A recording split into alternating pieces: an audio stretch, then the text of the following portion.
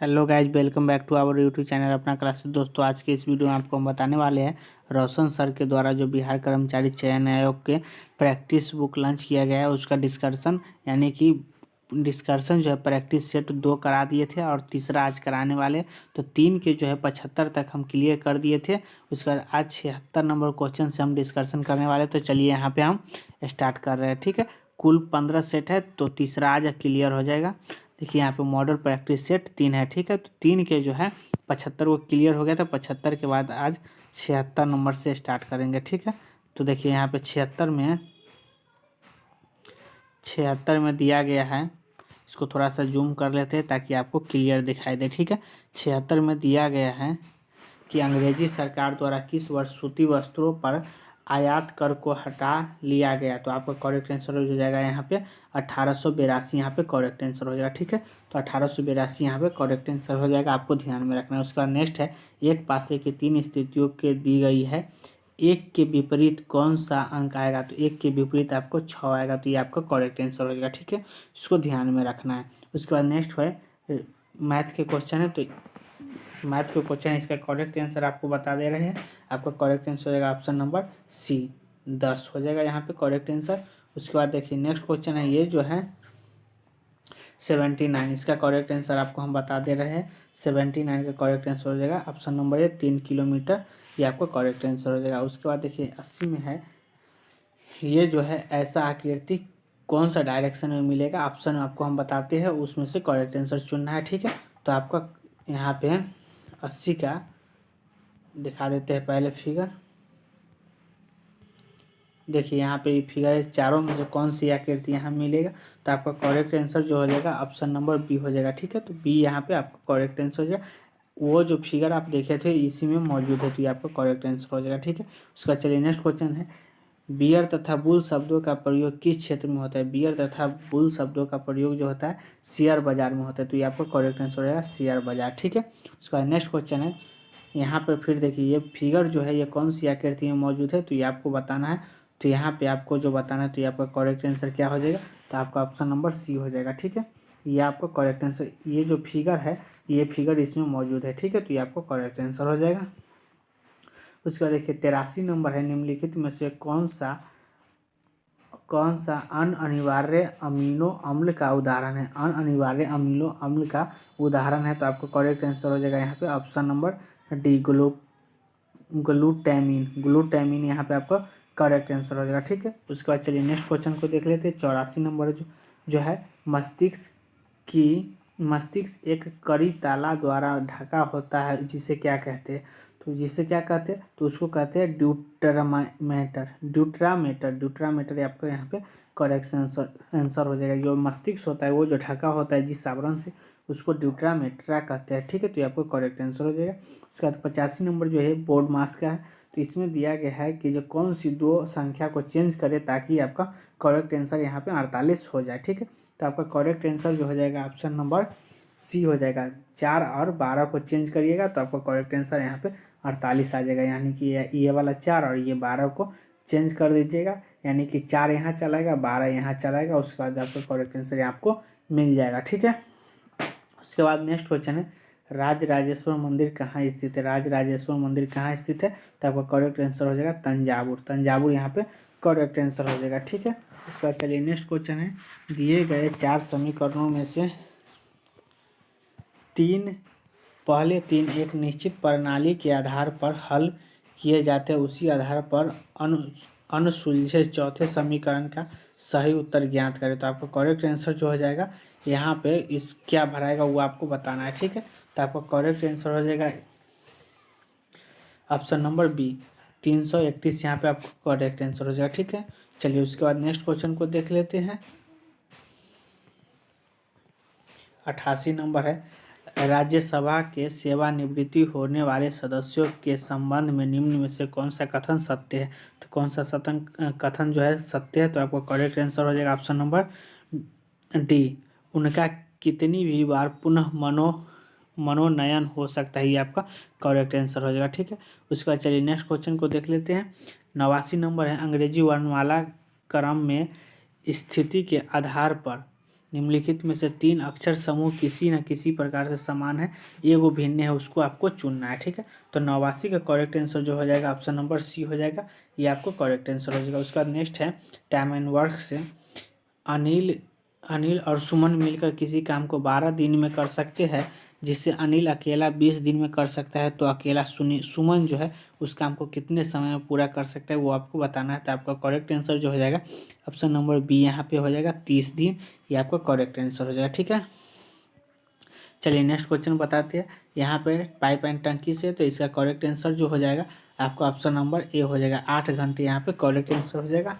अब इसको देख लीजिएगा। ठीक है, उसका 92 में है रक्त में जल की मात्रा लगभग कितनी होती है, रक्त में जल की मात्रा कितनी होती है, तो आपका करेक्ट आंसर हो जाएगा 90% जो होता है रक्त में जल ही होता है। ठीक है, तो ये आपका करेक्ट आंसर हो जाएगा।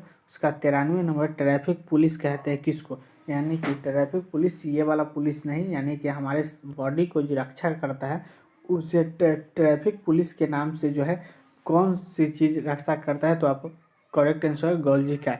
हमारे बॉडी में जो है गोल्जी क्या ट्रैफिक पुलिस की तरह रक्षा करती है, तो ये आपका करेक्ट आंसर हो जाएगा गोल्जी क्या है। ठीक है, उसके बाद नेक्स्ट क्वेश्चन है विषम को चुनना है। इसमें से जो है विषम को चुनना है, तो विषम को चुनना है, तो इसमें से कौन सा अलग है, सबसे अलग कौन है, तो आपका करेक्ट आंसर है ग्रांट। ग्रांट यहाँ पे सबसे अलग है, तो ये आपका करेक्ट आंसर होगा। ठीक है, उसके बाद वैदिक कला में वर्ण व्यवस्था किसने प्रतिपादित की थी, तो वैदिक कला में वैदिक काल में जो है वर्ण व्यवस्था किसने प्रतिपादित किया था, तो मनु यहाँ पे करेक्ट आंसर हो जाएगा। ठीक है, तो ये आपको करेक्ट आंसर हो जाएगा। चलिए नेक्स्ट क्वेश्चन देख लेते हैं। विषम को यहाँ पे चुनना है, तो विषम कौन है इसमें से, तो देखिए विषम जो है यहाँ पे माउस, स्कैनर, मॉनिटर और कीपैड में से आपका करेक्ट आंसर जो हो जाएगा मॉनिटर हो जाएगा, मॉनिटर अलग है। ठीक है, तो ये आपका करेक्ट आंसर हो जाएगा। उसके बाद फिर यहाँ पे विषम चुनना है, तो विषम यहाँ पे कौन है, तो आलोचना। आलोचना यहाँ पे विषम है, तो ये आपका करेक्ट आंसर रहेगा आलोचना। उसके बाद नेक्स्ट है भारत में निम्नलिखित में से किसके अंतर्गत पंचायती राज प्रणाली की व्यवस्था की गई थी, तो आपका करेक्ट आंसर जो हो जाएगा ऑप्शन नंबर यहाँ पे डी हो जाएगा। ठीक है, ऑप्शन नंबर डी राज्य के नीति निदेशक तत्व, ये आपका करेक्ट आंसर हो जाएगा। फिर यहाँ पे अलग चुनना है 99 नंबर, तो आपका करेक्ट आंसर जो हो जाएगा 111 यहाँ पे सबसे अलग है, विषम को चुनना है, तो ये आपका करेक्ट आंसर हो जाएगा। ठीक है, उसके बाद चलिए नेक्स्ट क्वेश्चन को देख लेते हैं। 99 के बाद 100 नंबर, दुलहस्ती परियोजना किस नदी पर स्थित है, दुलहस्ती परियोजना कहाँ है, तो आपका करेक्ट आंसर हो जाएगा ऑप्शन नंबर सी, चेनाब नदी पर दुलहस्ती परियोजना है, तो ये आपको करेक्ट आंसर हो जाएगा, इसको ध्यान में रखना है। ठीक है, उसका नेक्स्ट है उस संख्या का चयन करें जो भिन्न है, उस संख्या को चुनना है जो सबसे भिन्न है, तो आपका करेक्ट आंसर जो हो जाएगा ऑप्शन नंबर डी 518। 518 यहाँ पे करेक्ट आंसर हो जाएगा। उसका चलिए नेक्स्ट क्वेश्चन है 102 में है ए और बी की वर्तमान आयु का योग 40 वर्ष है। ए और बी के वर्तमान आयु के योग जो है 40 वर्ष है। 4 वर्ष पहले उनकी आयु का अनुपात 3:1 था, तो बी की वर्तमान आयु ज्ञात करना है, तो बी की वर्तमान आयु कितना हो जाएगा, तो आपका करेक्ट आंसर हो जाएगा यहाँ पे 12 वर्ष, तो ये आपको करेक्ट आंसर हो जाएगा, इसको ध्यान में रखना है। उसका रीजनिंग में है 5 और 6 बजे के बीच किस समय घड़ी के दोनों सुइयाँ एक साथ होगी, तो आपको करेक्ट आंसर जो हो जाएगा यहाँ पे ऑप्शन नंबर ए हो जाएगा 5:27.3 ये आपको करेक्ट आंसर हो जाएगा। ठीक है, तो इसको ध्यान में रखना है। उसका नेक्स्ट है यहाँ पे जो है शब्द दिया गया है, शब्द को क्रमवार तरीका से सजाना है कि सबसे पहले कौन सी शब्द आएगा उसको बताना है। ठीक है, तो देखिए आपका करेक्ट आंसर जो हो जाएगा ऑप्शन नंबर सी यहाँ पे हो जाएगा। जैसे कि 1 नंबर में सबसे पहले 5 आएगा 1 नंबर में, उसके बाद 4 आएगा तो 4 हो जाएगा 2 नंबर में, उसके बाद 3 तो 3 आएगा 3 नंबर में, उसके बाद है 2 तो 2 आएगा 4 नंबर में, और 1 आएगा 5 नंबर में। ठीक है, तो ये आपका करेक्ट आंसर हो जाएगा option number C.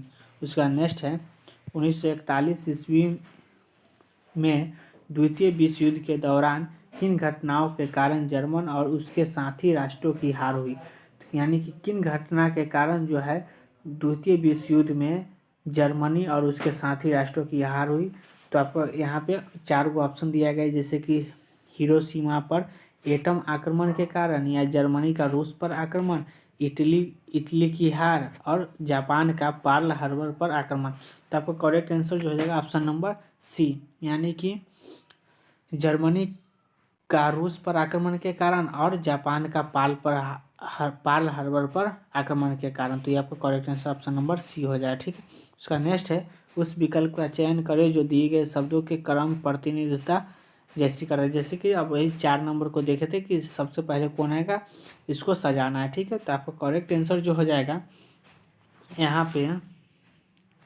Option number A हो जाएगा। ठीक है, सबसे पहले 5 आएगा, उसके बाद 4 आएगा, 2 आएगा, 1 आएगा और 3 आएगा। ठीक है, तो ये आपका करेक्ट आंसर हो जाएगा।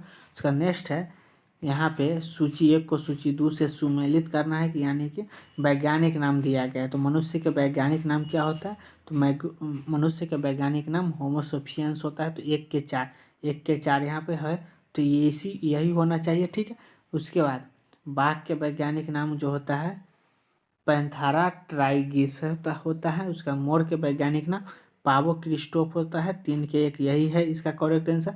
मेढक के राना ट्रिगिना यहाँ पे करेक्ट आंसर हो जाएगा। तो ये आपको करेक्ट हो जाएगा, ऑप्शन नंबर ए हो जाएगा करेक्ट आंसर। ठीक है, तो चलिए नेक्स्ट क्वेश्चन को देख लेते हैं। भारत में सर्वाधिक क्षेत्र में फैले हुए वन कौन सा है, तो आपका करेक्ट आंसर जो हो जाएगा ऑप्शन नंबर ए हो जाएगा उष्णकटिबंधीय पर्णपाती वन। उष्णकटिबंधीय पर्णपाती वन यहाँ पे आपको करेक्ट आंसर हो जाएगा। ठीक है, उसके बाद जो है ऑप्शन नंबर ए,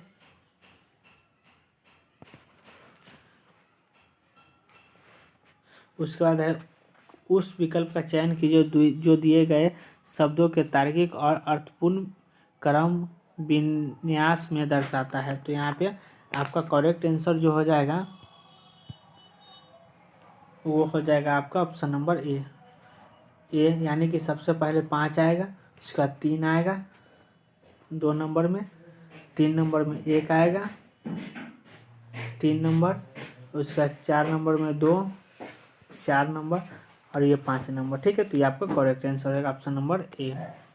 उसका चलिए नेक्स्ट क्वेश्चन है, भारतीय संविधान के प्रारंभ में मौलिक कर्तव्यों के प्रावधान नहीं था। संविधान संशोधन द्वारा संविधान के किस भाग में इसका समावेश किया गया। तो आपका करेक्ट आंसर जो हो जाएगा यहाँ पे correct answer option number D हो जाएगा। ठीक है, ये आपका करेक्ट आंसर हो जाएगा।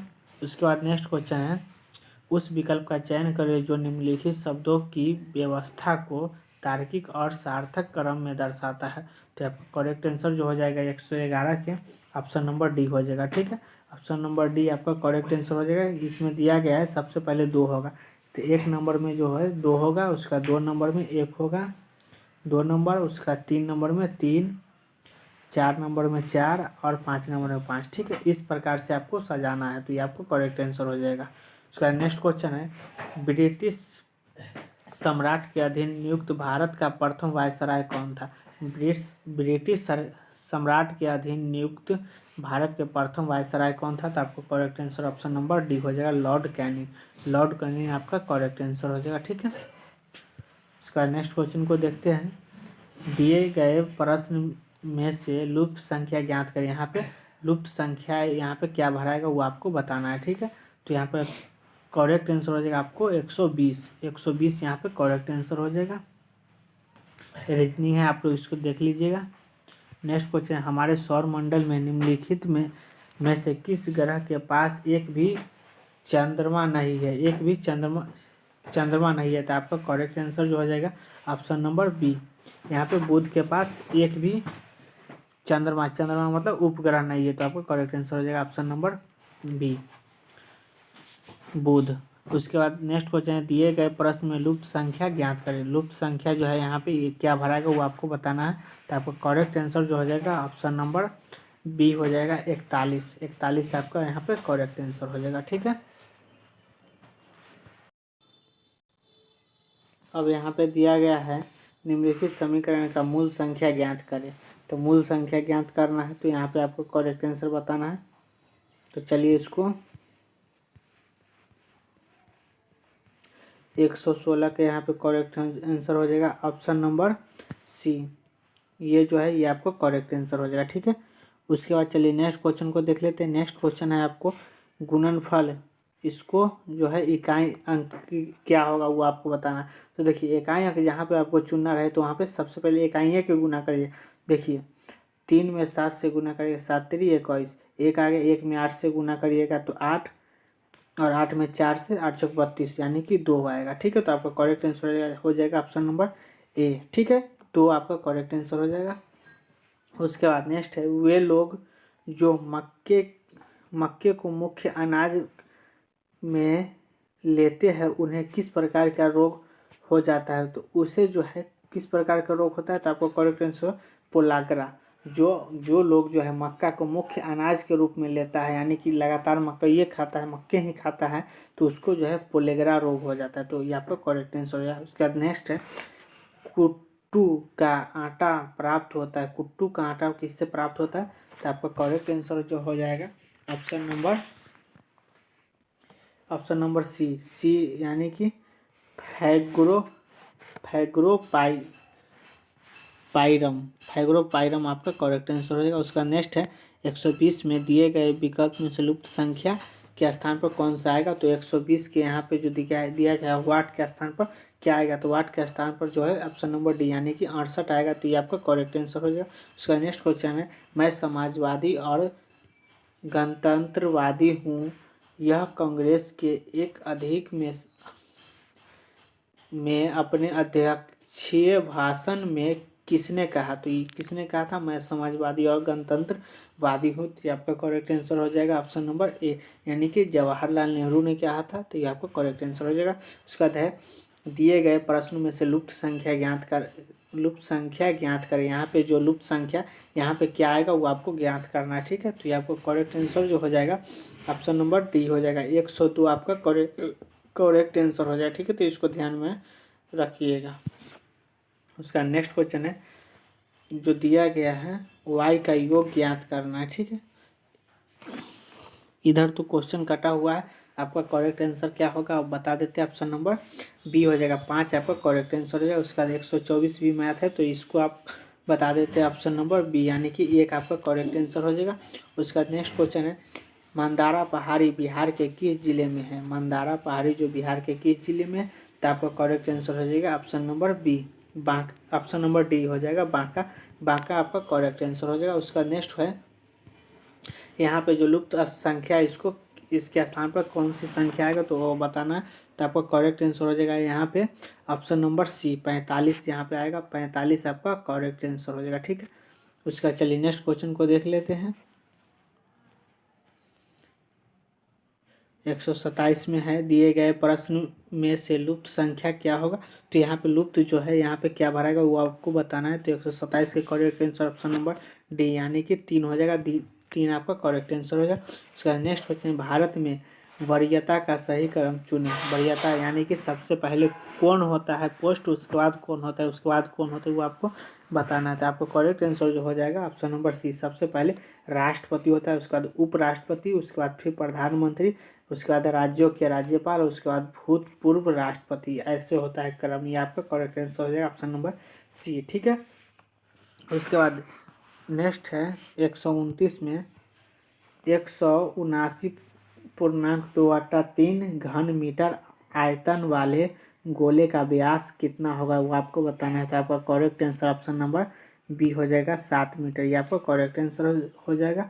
उसके बाद नेक्स्ट है 3 पार्सल और 6 डाक खाने हैं, बताइए पार्सलों को कितने प्रकार से रजिस्ट्री कराई जा सकती है। तो आपका करेक्ट आंसर हो जाएगा 130 के जो है ऑप्शन नंबर डी 216, ये आपका करेक्ट आंसर हो जाएगा। उसका नेक्स्ट है यदि एक शंकु की ऊंचाई दोगुनी कर दी जाए तो उसका आयतन बढ़ेगा कितना। तो कितना बढ़ेगा, तो आपका करेक्ट आंसर हो जाएगा ऑप्शन नंबर ए यानी कि 100% बढ़ेगा। तो ये आपका करेक्ट आंसर हो जाएगा। उसका नेक्स्ट है भारतीय संविधान अनकही कहानी के लेखक कौन है। भारतीय संविधान अनकही कहानियों के लेखक कौन है।